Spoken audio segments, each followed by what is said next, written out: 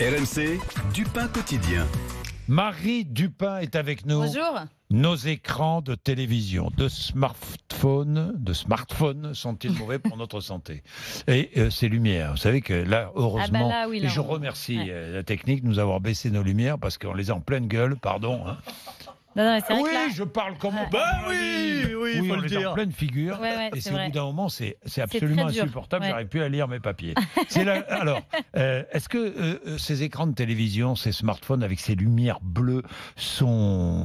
Oui, c'est les c'est fameuses mauvais pour la diodes santé? électroluminescentes, Mais oui. les fameuses LED qui sont formidables. Elles sont venues remplacer nos lampes à Oui, les incandescence LED. traditionnelles. On nous en a dit le plus grand bien parce qu'effectivement, elles consomment pas beaucoup d'énergie et elles sont très puissantes. Le problème, c'est qu'elles sont trop puissantes. C'est ce que vient de dire un rapport de l'ANSES, l'Agence de sécurité sanitaire française.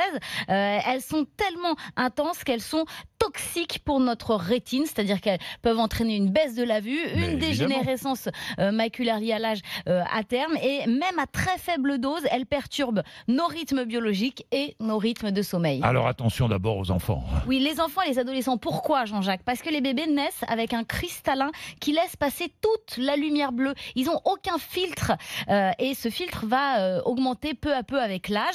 Par exemple, les personnes de plus de 60 ans ont un filtrage deux fois supérieur à une personne de 20 ans. Mais il faut bien qu'on s'éclaire le soir. Hein, Ah Marie. bah oui, Moi, je veux alors bien, donc mais- comment on fait? D'abord, Oui. on évite de passer la soirée sur son téléphone et sur sa tablette, comme ça peut m'arriver à moi aussi. Ensuite, il faut choisir des éclairages le plus chaud possible. Quand vous choisissez vos ampoules, vous choisissez des ampoules qui émettent une lumière qui est proche du soleil couchant, pas proche du soleil de midi. C'est-à-dire des ampoules pas qui trop sont violente, une lumière pas trop violente. entre 2700 et 3005 Kelvin, hein, c'est la température de couleur, ça doit être vraiment le maximum. Et puis il faut se méfier de tous ces éclairages qu'on vient rajouter, les guirlandes, les petits spots à LED, les éclairages d'ambiance, les jouets aussi, les veilleuses qu'on met dans la chambre des bébés pour les aider à s'endormir.